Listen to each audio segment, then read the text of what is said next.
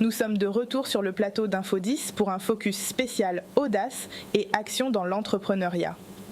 Ce soir, j'accueille 4 jeunes entrepreneurs ambitieux qui partageront leurs expériences et discuteront des clés de l'entrepreneuriat et de la reconversion professionnelle. Mais avant de débuter cette émission, Daryl a quelque chose à vous avouer. Bonsoir tout le monde. Alors avant de vous avouer justement ce qui est en train de se produire, je voudrais qu'on passe le deuxième audio pour que tout le monde puisse comprendre un peu dans quoi on est. Chères Guadeloupéennes, chers Guadeloupéens, votre riche héritage culturel et votre engagement indéfectible sont essentiels à la prospérité et à l'unité de notre République française. C'est pourquoi, en appréciant votre esprit festif et votre sens de l'humour, j'augmenterai vos impôts pendant la période carnavalesque. Donc voilà le sujet de la première partie de l'émission qui va être tournée justement sur l'intelligence artificielle en fait. Il y a eu justement quelques, on va dire, évolutions dans ce domaine-là. Comme vous pouvez le voir, la voie est très nette. Et en fait, l'année dernière, j'avais déjà parlé de ça, où j'ai expliqué que là, actuellement, il y avait beaucoup de travail qui était à faire en amont pour obtenir ce genre de résultats. Là, actuellement, il m'a fallu que 30 secondes d'exécution pour avoir une voie très limpide pour obtenir Monsieur Macron qui dit ce genre de choses, alors que ça ne vient absolument pas de lui, mais ça vient tout simplement d'une IA. Qui a été entraîné, et toi-même d'ailleurs, qui n'a pas parlé depuis le début de l'émission, mais qui, justement, on a utilisé ta voix comme source d'expérience pour montrer que là, actuellement, il est possible, avec un audio, de pouvoir de répliquer la voix d'un individu. Ça peut être un présentateur, un homme politique, un sportif, voire même quelqu'un, Poutine, certes, ou quelqu'un de la vie de tous les jours. Et c'est pour ça qu'avant de continuer, je te laisse justement présenter les différents invités qu'il y a sur le plateau TV, plus d'autres invités que je vous laisserai écouter au fur et à mesure. Donc ce soir, nous recevons comme habituellement donc Daryl, Miguel, mais aussi Mehdi qui fait son grand retour sur le plateau d'Info 10. Bonsoir à vous et bienvenue. Vous savez déjà que je disparais. Pour mieux revenir. Mais nous recevons également, donc pour ce focus qui aura aussi pour thème en deuxième partie, l'audace et les actions dans l'entrepreneuriat, nous recevons Jalilan Maes, Miss Guadeloupe 2023, 3e dauphine de Miss France 2024 et fondatrice de Chemin d'Audace. Bonsoir Jalilan. Bonsoir, merci beaucoup pour l'invitation. Merci à vous et bienvenue. Nous recevons également juste à ses côtés Derrick Théophile Darmin, Mister Guadeloupe 2023. Bonsoir Canal 10, merci pour l'invitation, je suis content d'être parmi vous ce soir. Donc Derrick, je le précise, puis on prendra bientôt la route pour Mister France. Exactement, c'est bien ça. Nous avons également Laura Guillaude, experte en développement territorial de l'association de la Guadeloupe aux grandes écoles. Bonsoir. Bonsoir, merci de m'avoir invité sur ce plateau ce soir. Et enfin, nous recevons Laurence Bellon, future orthophoniste et entrepreneur. Bonsoir, merci de l'invitation. Bonsoir à vous et merci beaucoup de votre présence sur notre plateau. Donc avant de continuer sur cette thématique de l'audace et des actions dans l'entrepreneuriat, on va voir un peu avec Daryl tout ce qui est possible aussi de faire, tout ce qu'on peut découvrir avec l'IA et le clonage de voix, si on peut dire. C'est ça, exactement, le clonage de voix. Donc je voulais en profiter pour présenter les autres invités de ce soir, si on peut passer les autres audios, pour qu'on puisse un peu se rendre compte un peu de l'effervescence qu'il y a à travers ce genre de technologie. Bonsoir, je suis le clone vocal de Derrick Théophile, une création de l'intelligence artificielle. Je tiens à saluer l'original Derrick pour son engagement inspirant envers la jeunesse et son parcours exemplaire. Je souhaite à mon original toute la chance et le succès pour la finale de Mister France le 17 février. Représente fièrement la Guadeloupe. Si on peut passer à l'invité suivant, s'il vous plaît. Bonsoir à tous, je suis un clone vocal de Jalilan Maes créé par l'intelligence artificielle. Un salut chaleureux à la véritable Jalilan et merci de nous inspirer avec ton parcours remarquable et surtout j'espère que nous allons passer une excellente soirée ensemble. Et le dernier invité. Bonsoir, je suis le clone vocal de Laura Guilliod, reproduit grâce à l'intelligence artificielle. Un salut respectueux à la vraie Laura pour son travail remarquable et son dévouement envers l'éducation et l'entrepreneuriat en Guadeloupe. Je représente aussi fièrement l'association de Guadeloupe aux grandes écoles. Voilà, alors je voudrais juste avoir votre avis en premier lieu. Est-ce que c'est assez perturbant de se Vous dire... avez eu l'impression de vous entendre. Oui. J'ai eu la même impression et c'est vraiment impressionnant. On a pu voir aussi votre surprise. C'est vraiment pas mal. Tout à fait et tout. Et en fait, ça a fait énormément de bruit parce qu'on s'était dit, mais c'est incroyable. Parce qu'avant, c'était limité à un groupe d'individus, c'est-à-dire les hommes politiques qui passaient assez souvent sur les plateaux TV, etc. Donc on avait énormément d'enregistrements. Là, on arrive à une telle prouesse que maintenant, il suffit juste de 15-30 secondes de vidéo pour que l'IA arrive à reproduire de manière plus ou moins exacte la voix de l'individu. Avec vous, c'était un peu plus facile parce que comme vous êtes des personnalités publiques, donc j'ai pu récupérer justement des interviews que vous avez déjà fait en amont. Pour Laura, bon, c'était par rapport à certaines discussions qu'on avait déjà eues en amont, mais comme tu étais aussi déjà passé sur Canalys, donc j'ai pu justement faire travailler l'IA.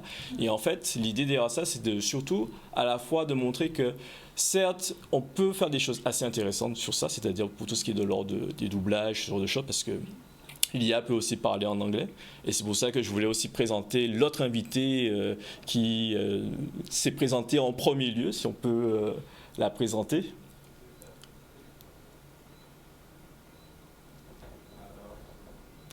Hello, I am the AI voice clone of Ophélie, the first AI voice of a Guadeloupean TV presenter.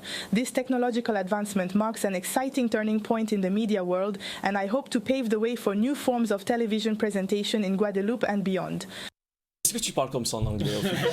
Pas du tout. Je sais pas si je dois être flattée ou... Si on peut mettre la version française pour que les gens puissent comprendre. Et rebonsoir à tous, je suis le clone vocal d'Ophélie, la première voix d'IA d'une présentatrice guadeloupéenne. Cette avancée technologique marque un tournant passionnant dans le monde des médias et j'espère ouvrir la voie à de nouvelles formes de présentation télévisuelle en Guadeloupe. Je remercie à la vraie Ophélie de me permettre d'exercer mon talent. Donc voilà. Je sais pas où est-ce qu'il a pris cette... Non mais tu vois, ça c'est le paradoxe un peu de ce genre de dire, parce que je me suis dit tiens, elle est en train de partir dans un accent hispanophone et tout. Exactement. Je me suis dit bon, pourquoi pas, mais c'est vrai qu'il y a cet aspect de se dire que oui, on est arrivé à une prouesse où on peut justement utiliser l'IA pour faire de la création vocale, voire même aussi de l'imagerie, parce que c'est vrai que ce genre d'outil a été utilisé par une société qui s'appelle Agene, si on peut mettre la vidéo de présentation, qui est une société spécialisée en création d'imagerie et de reconnaissance vocale par IA. Donc voilà comment se place à peu près leur site. En fait, vous avez l'interface qui vous permet de sélectionner les avatars en question, mais si vous le voulez, vous pouvez utiliser votre personne qui va faire en sorte que l'IA va prendre votre visage pour pouvoir reproduire un avatar fictif et à partir de là, il pourra, en fonction du discours que vous lui donnerez, pouvoir vous remplacer pour quelconque tâche que vous voulez le faire effectuer. Si on peut faire vite fait une vidéo, faire passer la vidéo du Parisien qui justement parlait de ce sujet-là. Je suis obligé de parler au moins 30 secondes. Mi capisci bene, vero? Intendo dire che ho bevuto tanto. Hola, hola a todos. Estás escuchando el 10º episodio de Infraspective.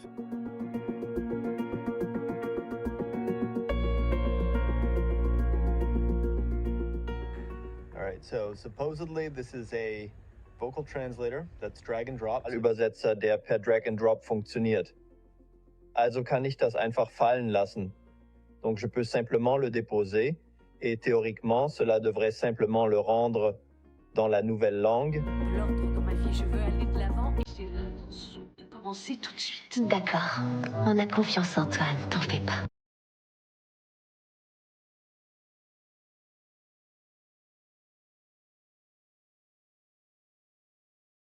In particular those Star Wars movies, और विशेष रूप से उन Star Wars फिल्मों को, especialmente con esas películas de Star Wars.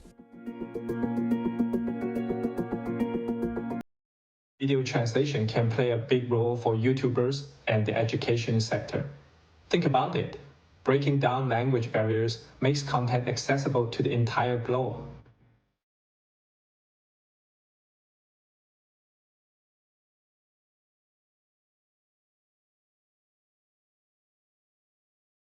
Record it in your original language and then you can translate it into the other languages with a single click.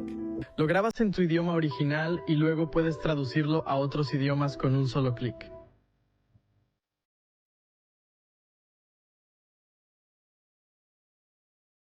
Donc je n'ai rien d'autre à dire. J'espère que cela fonctionne bien et crée des clips de traduction vraiment cool. Donc voilà en fait la prouesse de cette technologie, et sachant que l'année prochaine ce sera encore plus performant, et c'est vrai que heureusement il y a ce coût de 48 € pour justement pouvoir l'utiliser, parce que c'est vrai que quand on essaie d'y voir loin, on y voit aussi bien les avantages que le côté inconvénient, c'est-à-dire qu'on est plus assuré de voir en fait notre image nous appartenir à 100%. Une personne pourrait très bien effectivement utiliser notre visage et notre voix pour dire tout et n'importe quoi, et d'où l'importance, en tout cas aux États-Unis, ils ont pris un peu le taureau par les cornes. Ou, je ne sais pas si vous avez entendu parler, à Hollywood, il y avait justement des personnes qui sont spécialisées dans la voix qui ont commencé à se plaindre du fait que leur carrière, leur travail risquerait d'être fortement percuté par ce genre d'outils, parce qu'à ce moment-là, les doubleurs n'auraient pas lieu d'exister. Notamment le fait que, vu que maintenant on pourrait avoir carrément le visage de l'acteur qui pourrait véritablement, enfin de manière illusoire, parler en français et tout, en ayant quelque chose qui soit à la limite parfait en fait. D'où le fait que je dis actuellement, le but derrière ça, c'est d'avertir en fait la population que ce genre de choses va de plus en plus arriver. Ce n'est peut-être pas encore arrivé chez nous, mais il faut commencer à en prendre conscience pour pouvoir mieux s'en prévenir, l'appréhender, ou voire même l'utiliser aussi dans quelque chose qui pourrait être intéressant, parce que c'est vrai que le premier truc dont on m'avait parlé, c'était que oui, pour les personnes qui sont décédées, effectivement, on pourrait reproduire leur voix et tout. Après, à quelle fin, etc. Après, c'est une possibilité parmi tant d'autres. Pour certains, par exemple, tu as envie d'envoyer un message en anglais à une entreprise, etc., et tu veux que ce soit absolument ta voix, ce serait possible. Pour d'ailleurs, tu as dit que tu étais linguiste. Orthophoniste, excuse-moi, orthophoniste. Et c'est vrai que l'aspect de pouvoir même s'entendre en anglais ou en espagnol, etc., ça pourrait être intéressant pour pouvoir mieux utiliser la langue en question. Donc voilà, donc je vous laisse vite fait vous me faire un retour vis-à-vis de ça, comment vous l'avez perçu, comment vous entrevoyez la chose. Alors, je commence parce que... Choqué. Depuis tout à l'heure, là, je suis en train de m'escaffer. Je perds mes mots puisque David nous a présenté ça l'année dernière, donc ça semblait être voilà, gentil, on en rigolait, on trouvait ça drôle, et puis il y avait une petite voix robotique, donc on ne s'en inquiétait pas. Mais je pense que aussi c'est peut-être parce que tu as mis effectivement là, donc cette année, des voix peut-être de personnes qui sont entre guillemets proches là dans l'assemblée, et moi mon cœur va s'abattre puisqu'en vrai ça m'effraie, ça m'effraie vraiment. Alors, le côté positif qu'il y aurait pour ça, c'est plus pour le côté compréhension et apprentissage, si jamais il y a des gens qui veulent utiliser ça à bon escient. Par exemple, quand les fameuses vidéos des Indiens sur YouTube. Oui, les vidéos en anglais, là. Oh. Oui, tu vois, les boss en code. On change des trucs en code. Tu vois, quand tu changes un truc en code, il n'y a pas ça en français, il n'y a pas ça... Effectivement, il y a ça en anglais indien. C'est l'anglais que tu comprends. Voilà. Il n'y a plus cet aspect de barrage de la langue. Il n'y a plus la barrière de la langue. Et c'est vrai que c'est quand même effrayant aussi, surtout pour le côté apprentissage. Bon, ça a deux faces, puisque finalement... tout ce qui va être prof d'anglais, même orthophoniste du coup, puisqu'il me semble que les orthophonistes règlent aussi certains problèmes d'élocution, par exemple. Ça risque de créer plus de problèmes encore. Voilà. Et donc moi je vois ça d'un mauvais œil quand même. D'accord. Voilà. Et toi Mehdi, on va arriver au fur et à mesure à chacun. Tu vois, je reviens sur le sujet que tu as abordé sur les doubleurs par exemple. C'est une petite question, après tu répondras si tu veux. Mais est-ce que tu as la possibilité de lui demander comment dirais-je, d'incarner d'incarner un personnage, vraiment une émotion, quelque chose comme ça. Parce que, en réalité, ce qui fait un bon doublage, c'est parce que il a la bonne élocution, il incarne le personnage qu'il doit doubler, mais aussi habiter presque le personnage. Oui, tout à fait. Et ajouter son émotion. Donc, là, oui, c'est vrai que ça peut faire peur, effectivement. Moi, je mets souvent l'accent, et notamment, Harold n'est pas d'accord avec moi, mais en tout cas, je mets souvent l'accent sur la législation autour de ça. Pour moi, c'est important que le gouvernement en prenne conscience et qu'il mette des lois autour de ça pour que justement ceux qui... Bon, même si on sait tous qu'il y en a qui passent sous les mailles du filet, mais au moins de pouvoir en fait sanctionner ceux qui sont découverts comme faisant quelque chose de malveillant autour de ça, parce qu'effectivement les droits sont importants sur ça. Enfin, comment dirais-je, les droits intellectuels, les droits à l'image, etc. Là, ce sont les voix sonores pour le coup, tu vois. Oui, les droits sonores, littéralement, éviter la diffamation et des choses comme ça, tu vois. Exactement. C'est sûr qu'on ne peut pas tout réguler, mais au moins qu'il y ait un minimum, pour moi, c'est important, tu vois. Après, mais ça va être une tâche difficile quand même. Ouais, mais c'est une tâche difficile. En 2023, ils ont commencé à mettre la législation sur les influenceurs. On est d'accord, mais même ça... La technologie d'Aril a commencé depuis l'année dernière, et là, regarde où on en est. Oui, c'est vrai que ça va vite. Ça va plus vite, en fait. Ça va vite, mais c'est les important. autres... Jalila. Alors moi j'ai été très surprise de m'entendre. Je pense que si je m'entendais en anglais ça aurait été encore plus.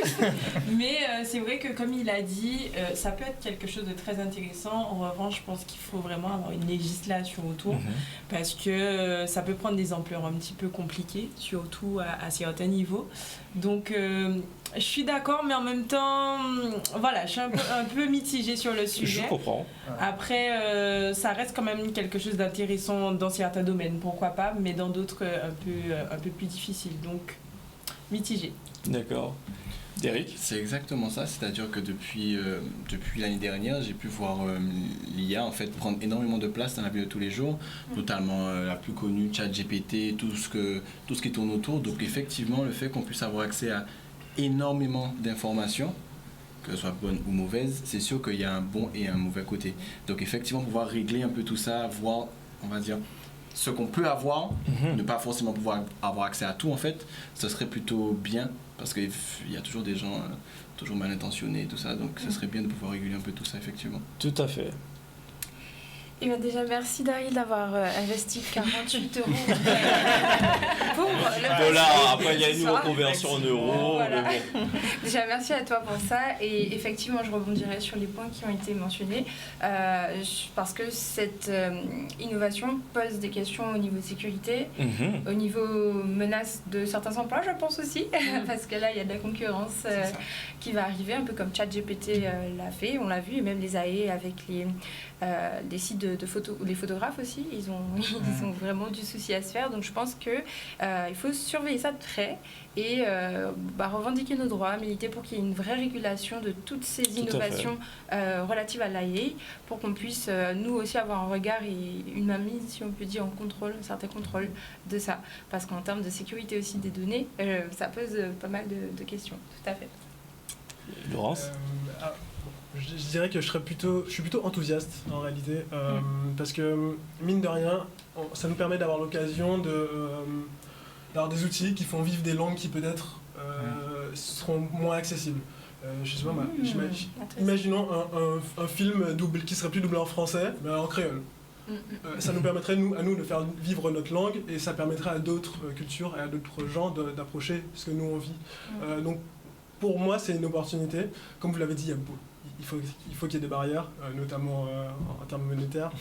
Il faut que l'État et les États se saisissent de ce sujet-là.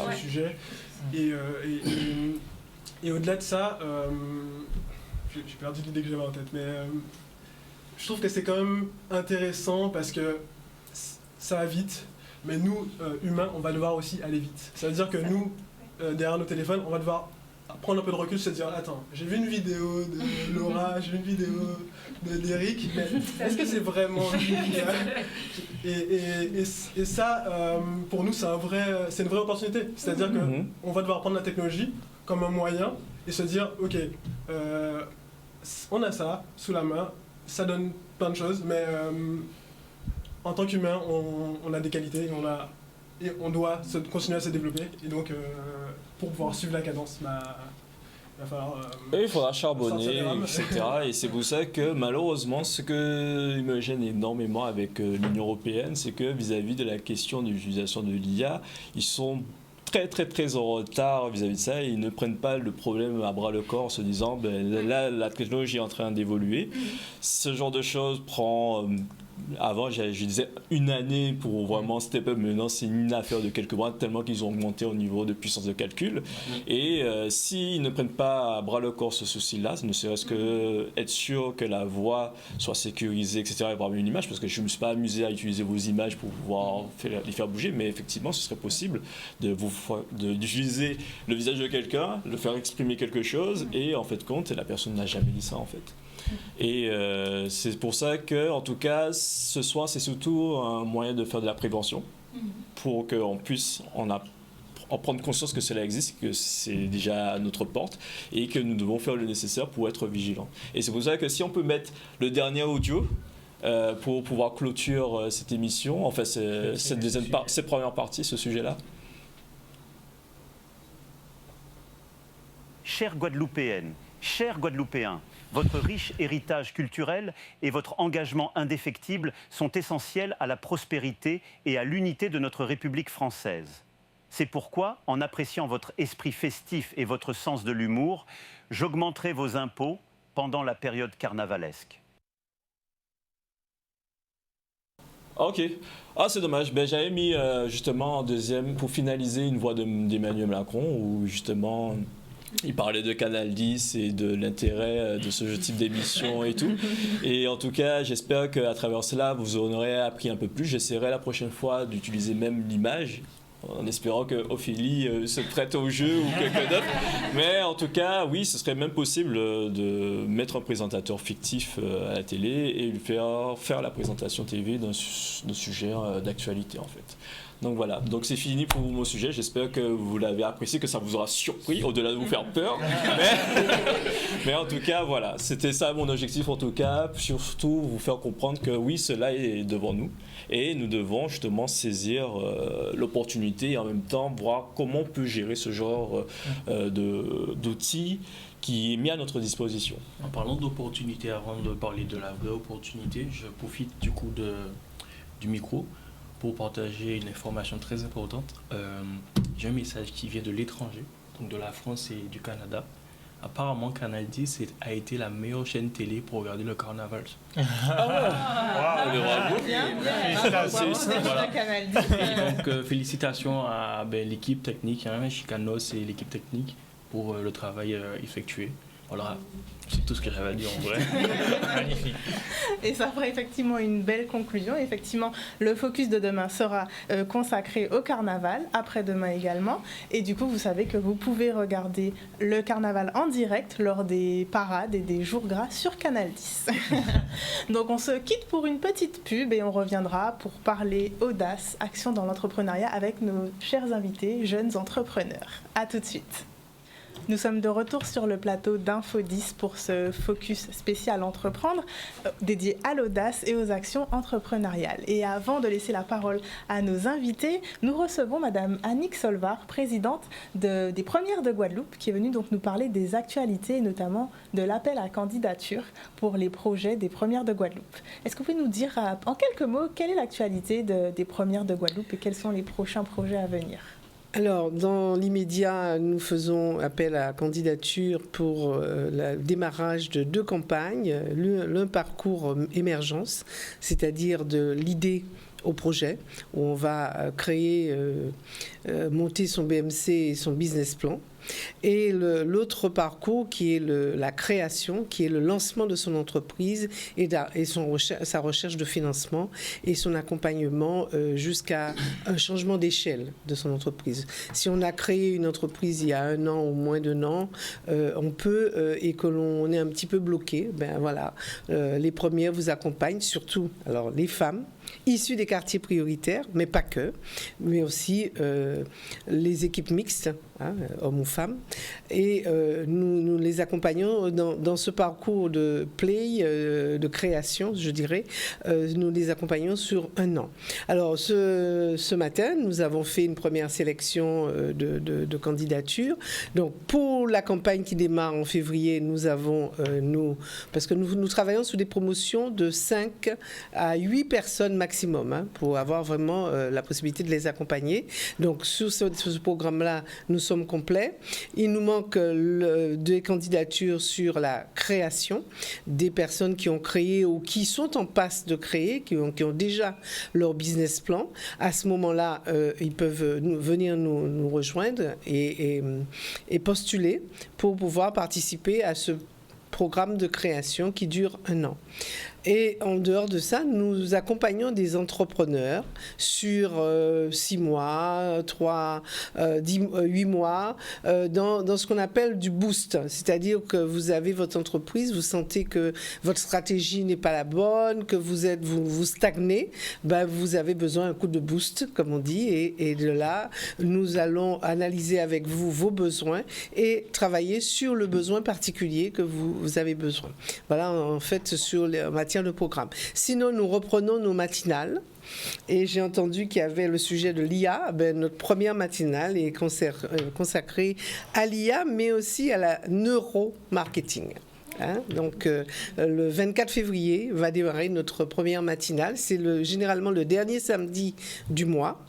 Nous recevons un expert qui intervient sur une demi-heure, 3/4 d'heure. Et ensuite, c'est l'occasion de réseauter. Et puis, toute personnes qui veulent connaître ce que c'est que les premières et aussi participer au réseau, parce que les premières, c'est un réseau.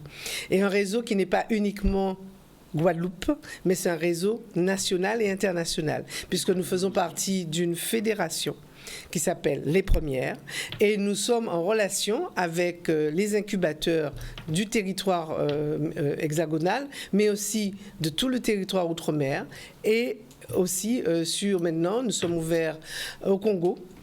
Donc voilà, un petit peu au niveau de l'activité, et c'est surtout cela que nous portons, c'est que nous faisons vraiment, il y a la force du réseau qui convie. Et Miguel, justement, avait une question que beaucoup de personnes se posent. Comment est-ce qu'on peut joindre les premières de Guadeloupe? Alors, vous nous envoyez un mail aux premières de Guadeloupe@gmail.com, ou vous nous appelez au 84 03 55. C'est mon numéro. C'est un portable? C'est un portable, oui. Alors, on a un fixe, mais bon, je crois que les jeunes sont plus faciles à joindre par le portable. Et sinon, nous sommes sur Facebook, sur Instagram et sur LinkedIn. Très bien. Voilà. Eh bien, merci beaucoup à vous, Madame Solvar. Et nous espérons que vous pourrez également compléter le deuxième programme des premières de Guadeloupe, qui donc accompagne les femmes désireuses d'entreprendre en Guadeloupe et aussi à l'échelle nationale. Encore merci à vous. Merci.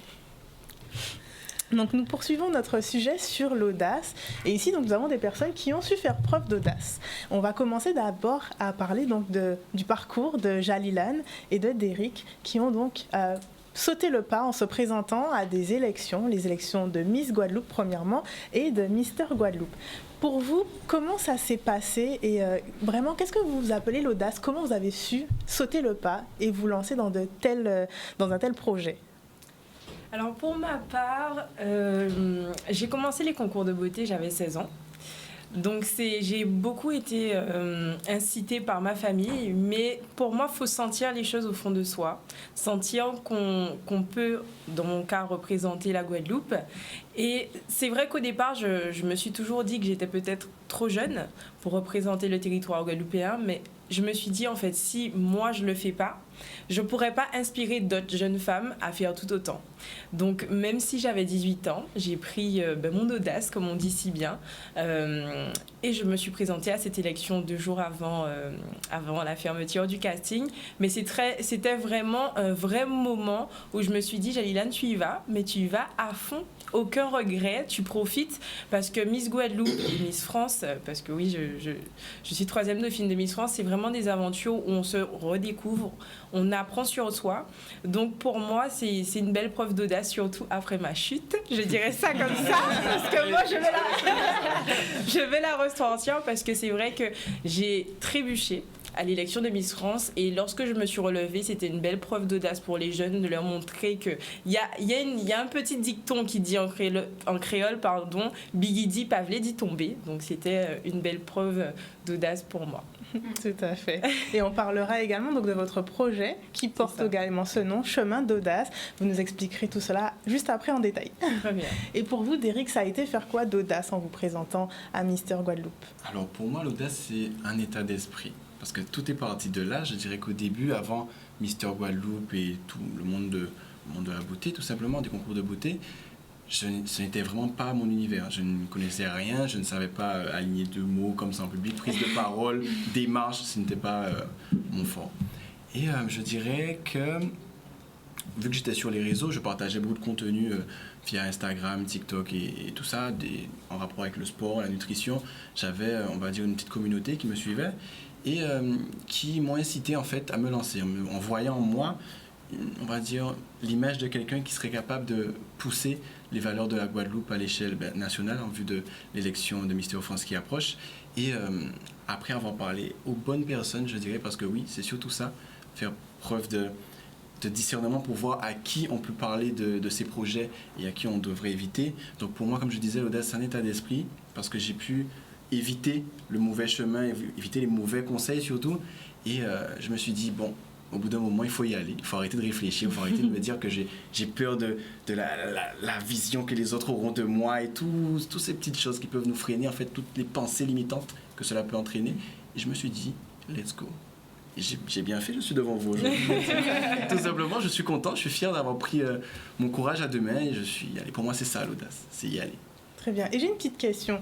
Selon vous, l'audace, ça s'acquiert ou est-ce qu'on peut vraiment l'avoir depuis toujours? Je vous laisse la parole. C'est une bonne question. Pour moi, je dirais que l'audace, on est tous audacieux. C'est le mot de notre Miss d'ailleurs. Mais je dirais que oui, il anime chacun d'entre nous. Il faut juste aller le chercher, tout simplement. C'est une valeur qu'on a en nous et qu'il faut juste la mettre au devant de la scène. Je suis tout à fait d'accord. Je pense que c'est quelque chose qui s'alimente. C'est comme une plante, il faut l'arroser. Ben, c'est pareil, pour moi, l'audace, ça s'alimente. C'est du travail. Hein. Honnêtement, je pense que je n'ai pas été audacieuse du jour au lendemain. C'est quelque chose qui se travaille et c'est en faisant plusieurs projets, en amenant nos objectifs le plus loin que possible, qu'on développe encore plus notre audace, selon moi, bien sûr. Très bien. Est-ce que vous avez un avis sur la question? Je suis d'accord avec Jalilan, ça part de petites choses en fait. Être audacieux, c'est sortir de sa zone de confort, faire des choses qu'on n'a pas l'habitude de faire. Être audacieux, c'est avoir le courage de dire des choses à quelqu'un avec qui on a un conflit. Être audacieux, c'est pas obligé d'être quelque chose d'énorme en fait. Dis-moi Laurence, déjà, est-ce que tu pourrais déjà te présenter pour que les gens qui ne te connaissent pas puissent savoir qui tu es et justement ton parcours, pour qu'ils puissent comprendre un peu ce que tu as effectué tout au long de ton chemin en fait. Bien sûr. Donc je suis Laurence, j'ai 30 ans. Alors je suis pas 3e dauphine. En revanche, je suis diplômé de Paris Dauphine. C'est bien, c'est génial. Dans un autre registre. Donc j'ai un parcours assez simple. Pas assez simple. J'ai fait une classe préparatoire après le lycée ici, en Guadeloupe. Donc ensuite, je suis allé à Paris. J'ai rejoint une école de commerce dans laquelle j'ai passé 3 ans. Au bout de 3 ans, je me suis dit, tiens, j'ai pas envie d'être diplômé de cette école.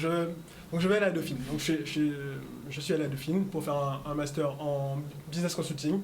Donc les préparations métiers de conseil, ça ne parle absolument à personne, c'est normal. Parce qu'on faisait des choses très abstraites pour des grosses boîtes. Ensuite, j'ai eu mon premier CDI où je me suis dit, ça me va pas, j'ai envie de changer. Donc je suis retourné à l'école, cette fois-ci pour une formation en ressources humaines.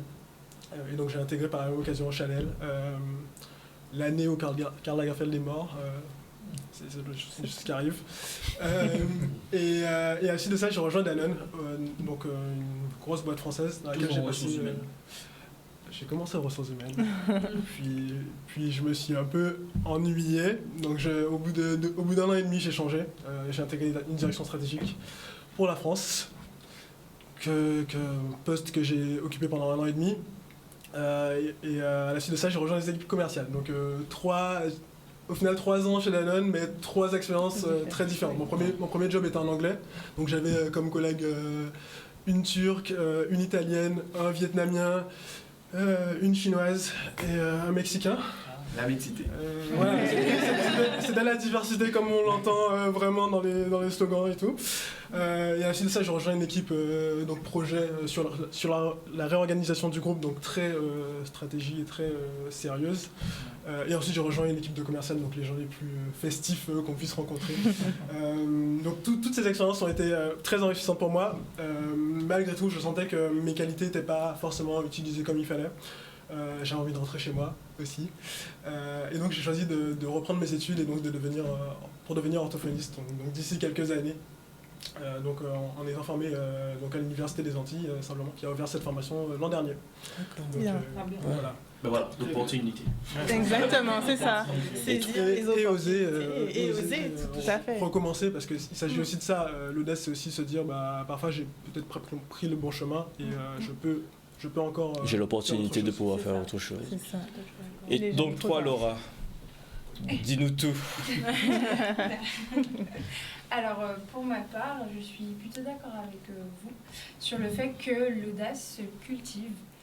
C'est quelque chose qu'on doit alimenter au quotidien, que ce soit avec des challenges, en sortant de sa zone de confort, en apprenant à s'exprimer en public ou en osant, tout simplement. Je pense que les deux vont de pair. Et on va dire que pour ma part, moi aussi, à un moment de ma vie, j'ai osé, j'ose toujours. Et j'ai eu l'audace de m'inscrire à Sciences Po Paris, d'y entrer, d'y être acceptée, de me faire frayer mon chemin. C'était pas évident, puisque au début j'ai choisi une formation que je pensais être en français, qui s'est avérée être totalement en anglais. Donc il a fallu assumer son audace, comme on dit, parce que ça aussi c'est le versant, on va dire le verso de la médaille, le versant de la médaille. Donc du coup, il faut aussi assumer son audace et c'est pas évident au début. Ça peut faire un choc, mais quand on s'y met vraiment, qu'on empoigne cette audace qu'on a en tout cas pris, on peut s'en sortir et c'est ce qui s'est passé pour moi. Au début, j'ai mis peut-être 2 mois à comprendre ce qui se passait autour de moi quand j'y suis entrée, parce qu'une école comme celle-ci, où on a pas mal une école prestigieuse comme celle-ci, où on a vraiment beaucoup de profils très divers, que ce soit européens, internationaux, et que en plus tous les cours sont en anglais, donc ça facilite rien. Donc après, c'est clair qu'il faut pouvoir apprendre à s'exprimer, sortir de son cocon, se faire des amis aussi, puisque quand on est étudiante ultramarine, c'est vrai que dans ce genre d'institution, on n'a pas forcément une place qui nous est destinée. Si je puis dire, c'est à nous de la faire, de la prendre aussi. Et du coup, c'est une expérience qui m'a vraiment enrichie tout du long. Après aussi, j'ai osé, en partant à l'étranger, puisqu'il y a cette opportunité pour la 3e année avec Sciences Po. Donc je suis partie aux États-Unis. Et là, j'ai pu vraiment performer mon niveau d'anglais, mon expérience d'un point de vue humain aussi, pour m'ouvrir à d'autres cultures, en bougeant aussi au Canada pendant plusieurs mois, etc. Donc c'était vraiment quelque chose de très excitant et enrichissant. Voilà. Au début, ça peut faire peur, mais ça fait partie du jeu. Il n'y a pas d'audace, j'ai envie de dire, sans peur. Enfin, c'est un peu la contrepartie. Sortir de sa zone de confort. Exactement. Cette peur, des fois, qu'on peut ressentir au fond de nous, c'est en la surpassant que là, on rentre dans le territoire de l'audace. Et c'est ce que j'ai fait. Donc après, en choisissant... cette filière-là, c'était pas forcément la plus évidente, la plus simple, mais c'était mon choix et on va dire qu'on assume ses choix quand on veut être audacieux en tout cas. Et actuellement, j'ai été diplômée de Sciences Po avec un M2. Donc là, c'est enfin derrière moi et j'ose aussi maintenant m'ouvrir à d'autres expériences qui ne sont pas du tout, on va dire, prescrites par cette expérience-là. Donc, je peux m'ouvrir à de l'animation, je peux m'ouvrir à... on va dire du défilé, de l'entrepreneuriat, il y a plein de choses en cours et ça c'est beau d'oser justement s'explorer tout simplement. Très bien. Donc voilà, c'est un peu ça l'audace. Donc l'audace c'est ça mène à tout un tas de choses. Et est-ce que Jalilane, vous pouvez nous dire qu'est-ce que chemin d'audace et en quoi vous aidez les jeunes femmes à oser et voilà, dans la vie de tous les jours, dites-nous un peu. Alors, Chemin d'Audace, c'est un concept que j'ai créé en fait pour donner encore plus de visibilité aux différents dispositifs et événements en lien avec l'orientation et l'insertion professionnelle des jeunes. Donc, je pars chaque mercredi à la rencontre des dispositifs en fait pour permettre aux jeunes de découvrir, d'avoir la connaissance, je me dirais ça comme ça, nécessaire pour leur permettre en fait de suivre les voies qu'ils veulent vraiment. Donc, je prends du plaisir à rencontrer les jeunes, à aller vers eux et de voir en fait chaque secteur d'activité qu'il y a en Guadeloupe, et des jeunes prennent énormément de plaisir dans ce qu'ils font. Par exemple, j'ai été au RSMA où j'ai pu découvrir l'agriculture, par exemple, quelque chose que je ne fais jamais en général, et ça m'a fait énormément plaisir de voir tous ces jeunes en fait animés par ce qu'ils aiment vraiment. Et donc pour moi, c'est un pur bonheur de découvrir ces jeunes-là, et chaque mercredi, je suis émerveillée par tout le potentiel que les jeunes Guadeloupéens ont. Et c'est pourquoi j'ai créé Chemin d'Audace. Audace parce que c'est mon mot préféré, parce que c'est le mot qui me définit le plus, selon moi. On me l'a beaucoup dit, et aujourd'hui, je l'ai pris. Pour moi, c'est une empreinte de moi-même, l'audace, puisque j'ai commencé, par exemple, à 18 ans à présenter une émission sur une chaîne télévisée, alors que je n'avais aucune compétence dans le domaine, et pourtant, je l'ai fait. Mais c'est un vrai message pour les jeunes, pour leur dire d'oser, de continuer à faire de grandes choses, parce qu'on en est capable, on peut le faire. Et ça, j'en suis persuadée, surtout en Guadeloupe. Très bien. Il y aurait une petite question, si tu veux un peu. Allez, oui. Justement, tu as parlé d'oser. Comment le jeune fait, après avoir osé, l'étape qui va suivre, qu'est-ce qu'il fait? Comment il fait pour rester dans son ascension, j'ai envie de dire? C'est-à-dire rester sur la dynamique. Je pense que c'est une fois qu'on a osé sur un projet, enfin moi c'est ma dynamique, où une fois que j'ai réussi à accomplir un certain projet, il faut toujours que j'ai ce petit truc qui me dise je veux encore plus. Donc je vais aller chercher un autre projet, peut-être beaucoup plus difficile, mais ça va m'animer. Je dirais ça comme ça. Donc je pense qu'il faut certes en fait se donner des objectifs de vie, des objectifs qu'on veut atteindre, et même si je l'ai dit souvent aux jeunes, n'ayez pas peur de se tromper. En fait, se tromper, au contraire, je pense que parfois l'échec est plus important que la réussite, parce qu'en fait l'échec va nous permettre d'encore plus trouver une façon de se redécouvrir, d'augmenter encore plus nos chances dans un autre domaine, pourquoi pas. Donc ce serait ça, continuer encore plus, une fois qu'on a déjà un projet qui est enclenché et qu'il est bien assis, pourquoi pas en trouver un autre qui nous anime tout autant. Et toi, Derrick, justement, tu m'avais parlé du fait que déjà Mister France, c'était ce que tu allais franchir comme prochaine étape. Exactement. Et que tu voyais même au-delà de Mister France, si je ne me trompe pas. Exactement. Donc, en tout cas, à ce niveau-là, je te laisserai parler de ça, mais en tout cas, je te souhaite bonne chance pour ton parcours que tu auras effectué tout le long du chemin. Et je te laisse justement expliquer toutes les étapes que tu devras franchir, sans doute. Oui. Merci beaucoup. Merci. Encore une fois, je tiens à remercier l'équipe pour l'invitation, ce qui est vraiment super bien. Juste avant que tu finisses, malheureusement, l'émission arrive bientôt à son terme. Donc du coup, on va devoir conclure sur ta petite parole. Je te laisse t'exprimer. Vas-y. Si on peut mettre son image. N'hésitez pas à mettre la photo pour qu'on sache aussi comment voter. Exactement. Donc je te laisse la parole. Comme je l'ai dit, avant d'arriver à Mister Guadeloupe, je vais faire assez vite. Avant d'arriver à Mister Guadeloupe, je n'avais pas forcément de notion dans le domaine, et aujourd'hui, de voir que les jeunes Guadeloupéens voient en moi une façon de pouvoir représenter la Guadeloupe à l'échelle nationale, c'est vraiment avec cette énergie, je fais très très vite, à cette énergie que je pars à Mister France. Donc Mister France, pour moi, c'est pas juste un titre, c'est pas juste une écharpe, c'est pas juste une notoriété, toutes les bonnes choses que ça peut apporter, mais c'est surtout une envie pour moi de pouvoir représenter, on va dire, une nouvelle version du Mister France, une version plus proche de la population, une version guadeloupéenne, comme je peux dire, sans aucune prétention, une version guadeloupéenne, vraiment ce jeune qu'on peut se projeter, qu'on peut vraiment se référencer dans ce milieu, se dire que il l'a fait, je veux le faire aussi, sachant qu'on n'a pas encore eu de Mister France Guadeloupe qui se sont, on va dire, imposés là-bas. J'ai envie d'être cette personne. Donc il y a vraiment cette audace de vouloir faire ces choses. Voilà, let's go. Justement, cette sauce guadeloupéenne, tu peux nous la faire entendre? Oui, bien sûr. Bien avant de conclure avant de clôture, super. Exactement, le mot de fin, ce sera ceci. Guadeloupéen, voyez Derrick monter.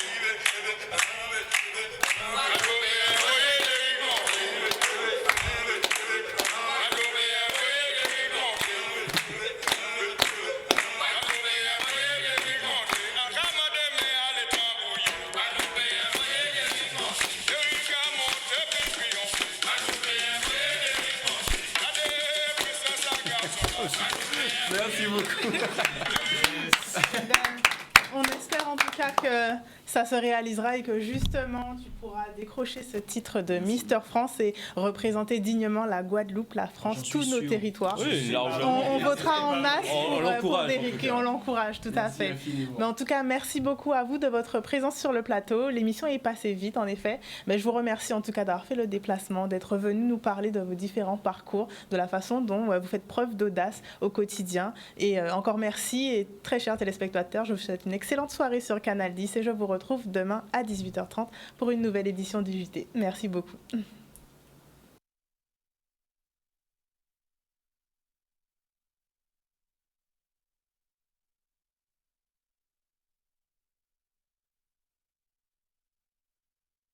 Ilan Maes, Derrick Théophile Darmine et les autres invités illustrent la vitalité et la diversité de notre pays. Leur audace et leur détermination sont une source d'inspiration pour nous tous.